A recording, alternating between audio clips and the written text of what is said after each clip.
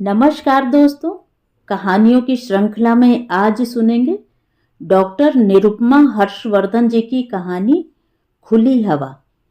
तो आइए सुनते हैं कहानी खुली हवा। बहन के उस अति स्नेहिल स्पर्श से मैं इतनी भावुक हो गई कि मैंने वर्षों से अपने दिल में छुपाकर रखे राज एक एक कर उसके समक्ष खोल दिए।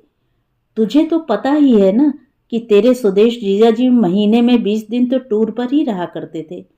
घर बाहर की लगभग सभी जिम्मेदारियां मेरी ही थीं। यहाँ तक कि पानी बिजली के बिल जमा कराना भी मेरी ही ड्यूटी में आता था। गृहस्थी का कोई भी ऐसा काम न था जिसका भार मैं वहन न कर रही थी। स्वयं के बारे में सोचने की तो फुर्सत ही नहीं थी। दिन कब शुरू होता और कब खत्म मुझे पता न रहता। ऊपर से 2 छोटे बच्चे, ननदें और सास ससुर का रौब, मेहमानों का तांता भी लगा ही रहता। कभी इस बेहिसाब सी जिंदगी में पीहर के लिए 2 क्षण निकाल लेती। माँ तो हर बार यही कहती, तुझे क्या हो गया है? पर जीवन चलता रहा, खिसकता रहा, घिसटता रहा और मेरे स्वप्नों के इंद्रधनुष से एक एक रंग उड़ता रहा। लेकिन दीदी, सब कुछ तो है आपके पास, फिर उम्र के इस पड़ाव पर आकर आपने घर क्यों छोड़ दिया? नैना ने बीच में टोका। हाँ, क्या कमी है? सब कुछ तो है मेरे पास, जो एक सौभाग्यशाली नारी के पास होता है। किंतु सब कुछ होते हुए भी ऐसा कुछ और होता है जो चाहिए होता है, जिसके बिना मन का संतोष नहीं मिलता। लेकिन ऐसा भी क्या गंभीर घट गया दीदी कि आपने घर त्यागने जैसा कदम उठा लिया? नैना ने अजीब संदेहपूर्ण ढंग से पूछा। ये मन की गहरी बातें हैं, तू नहीं समझेगी। तू सोच रही होगी कि तेरी दीदी इस उम्र में कैसी विचित्र बातें कर रही हैं, परंतु सच तो यह है कि मेरे पति सुदेश से मेरे मन के रिश्ते कभी भी मधुर नहीं रहे। मैं पति की आत्मा का अंश कभी भी न बन सकी। क्या? इतनी बड़ी बात, और आपने कभी जिक्र ही नहीं किया। मैं तो आपकी बहन हूं, कम से कम मुझसे तो अपनी पीड़ा बांटी होती। नहीं नैना, नहीं, कुछ पीड़ाएं ऐसी होती हैं जो बांटने से कम नहीं होती। स्त्री स्वभाव ही कुछ ऐसा है जो सिर्फ त्याग और समर्पण करना ही जानता है। सब कुछ दे देने में ही जीवन का सार समझता है।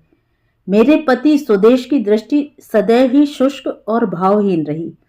मैं आस लगाए बैठी रही, किंतु प्यार का एक कण मात्र भी वे मुझे न दे सके। बात बात में मेरा तिरस्कार करना जैसे वे अपना धर्म मानते थे। उनकी दृष्टि में पत्नी एक हाड़ मांस का पुतला होती है, जो पति व घर की संपत्ति होती है और जिसे हर सूरत में पति की और घर की सेवा करनी ही पड़ती है। पति की अलिप्त उदासीनता के दंश की पीड़ा को झेलते हुए मैं अपनी गृहस्थी में रमी रही। समर्पित मन से काम करते हुए भी सुदेश के उलाहने, व्यंग और क्रोध की चिंगारियां मेरे दामन को जलाती रहीं। मेरी हर बात का विरोध जैसे उनकी नियति बन चुकी थी। ऐसा प्रतीत होता था कि आत्मीयता का कोई भी भाव मेरे लिए था ही नहीं। और नैना, उस दिन तो कमाल ही हो गया। जिन दिनों में पापा के निधन पर मम्मी के पास गई हुई थी, सुदेश ने फोन पर कह दिया, बहुत दिन हो गए हैं तुम्हें अपनी मम्मी के आंसू पोंछते हुए। इस घर की तो जैसे तुम्हें परवाह है ही नहीं। अब वहीं रहकर मम्मी का ख्याल रखो और शेष बचा जीवन उनकी सेवा में समर्पित कर दो। हमारा काम तुम्हारे बिना भी चल रहा है। मैं स्तब्ध रह गई। मम्मी तो बहुत घबरा गई थी। कहने लगी, जा बेटा, अपने घर लौट जा, कहीं तेरा घर न टूट जाए। स्त्री के लिए पति का घर ही सब कुछ होता है। पति ही वह सहारा होता है जिसके दम पर वह सारी दुनिया से लड़ सकती है। पति के बिना जीवन नर्क बन जाने का खौफ दिखाती रही मम्मी, पर न जान पाई कि शरीर में इतर आत्मा की मांग भी हुआ करती है। छोटे छोटे शब्द भी कई बार मन को कितना बड़ा दुख दे जाते हैं। कष्ट तो इस बात का था कि सामने वाले को इसका एहसास तक न था कि उसने किसी का दिल दुखाया है, उसे गंभीर पीड़ा पहुंचाई है, आहत किया है। उसके लिए तो सब कुछ ऐसा था मानो बाढ़ का आना और उतर जाना। तू ही बता नैना, क्या मुझे इतना भी अधिकार नहीं कि मम्मी पर पहाड़ जैसे आ पड़े दुख को कुछ दिन उनके पास रहकर बांट सकूं? मेरी बातें सुनकर नैना अपने आंसू न रोक सकी। कुछ देर की चुप्पी को मैंने ही तोड़ा। मुझे याद है नैना, इतने सालों में मैंने सुदेश के चेहरे पर अपने प्रति प्यार नहीं देखा। जब भी कमरे में हम दोनों साथ होते, एक खौफनाक सन्नाटा पसरा रहता। मेरे अपने जीवन को संवारने में सुदेश की कोई भागीदारी नहीं थी। मैं जीवन भर अपने भीतर अपमान और तिरस्कार का सन्नाटा पीती रही। समय के साथ साथ सब कुछ बदल गया। बच्चों का जीवन संवार कर मैं उनकी जिम्मेदारियों से मुक्त हो गई।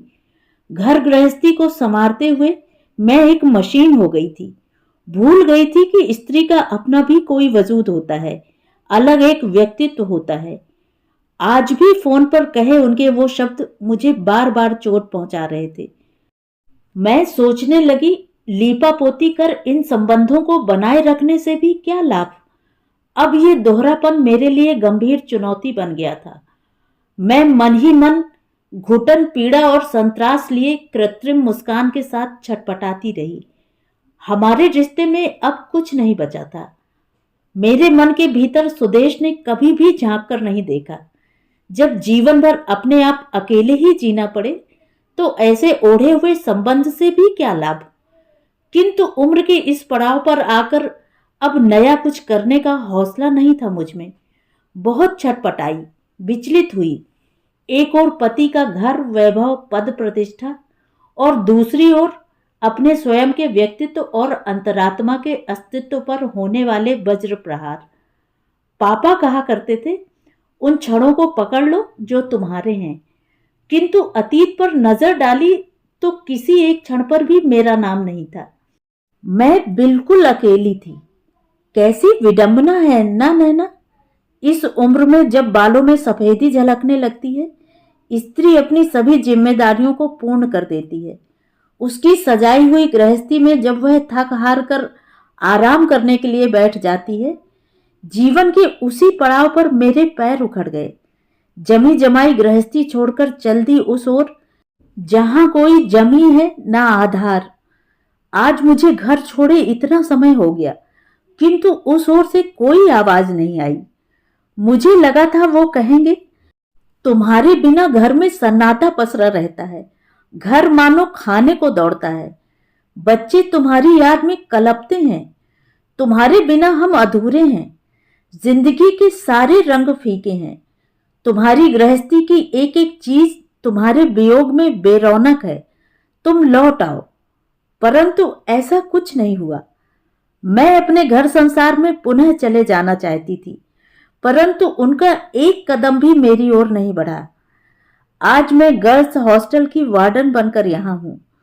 स्वतंत्र हूँ, खुली हवा में सांस ले रही हूँ, जिंदा तो हूँ। तो ये थी कहानी। कहानी आपको कैसी लगी कमेंट करके ज़रूर बताएं। और अगर मेरे द्वारा सुनाई हुई कहानी आपको अच्छी लगी तो मेरे चैनल को सब्सक्राइब ज़रूर करें, लाइक करें और अपने दोस्तों और परिचितों में शेयर भी करें। कहानी सुनने के लिए दिल से आभार। धन्यवाद।